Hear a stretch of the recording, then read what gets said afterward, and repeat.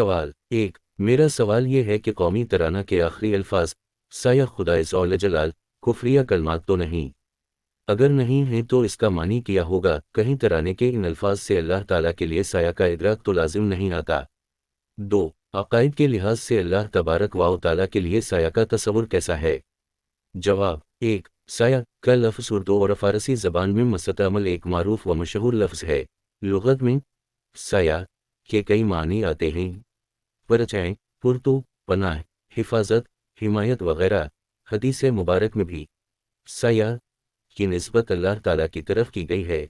چنانچہ رسول اللہ صلی اللہ علیہ وسلم نے فرمایا، 7 طرح کے لوگوں کو اللہ تعالیٰ اپنے سایہ میں اس دن جگہ دے گا جس دن اس کے سایہ کے سوا کوئی اور سایہ نہ ہوگا۔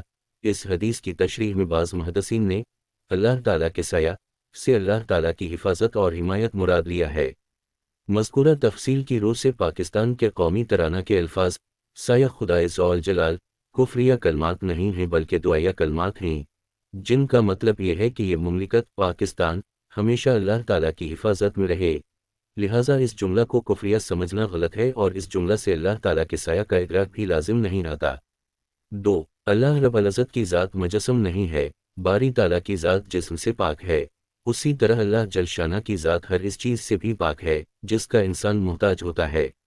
لہٰذا عقیدے کے لحاظ سے اللہ تعالیٰ کے لیے حقیقی سایہ بمانی پرچائی تصور یا ثابت کرنا تو موجب کفر ہے۔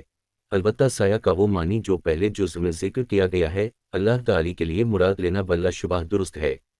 صحیح البخاری میں ہے، ابو ہریرہ رضی اللہ عنہ سے مروی ہے کہ میں نے رسول اللہ صلی اللہ علیہ وسلم سے سنا، فرماتے تھے، 7 طرح کے لوگوں کو اللہ تعالیٰ اپنے سایہ میں اس دن جگہ دے گا جس دن اس کے سایہ کے سوا کوئی اور سایہ نہ ہوگا۔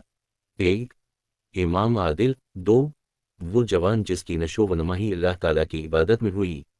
3۔ وہ شخص جس کا دل مسجدوں میں اٹکا ہوا ہے۔ 4۔ وہ 2 شخص جو آپس میں اللہ کے لیے محبت رکھتے ہیں، اسی محبت پر ملتے اور اسی پر جدا ہوتے ہیں۔ 5۔ وہ شخص جس کو کسی جا و جمال والی عورت نے بلایا اور اس نے کہہ دیا کہ میں تو اللہ سے ڈرتا ہوں۔ 6۔ وہ شخص جس نے اس طرح چھپا کر صدقہ دیا کہ اس کے بائیں ہاتھ کو بھی پتہ نہ چل سکا کہ دائیں ہاتھ نے کیا خرچ کیا۔ 7۔ وہ شخص جس نے تنہائی میں اللہ کو یاد کیا اور اس کی آنکھیں بہنے لگ گئیں۔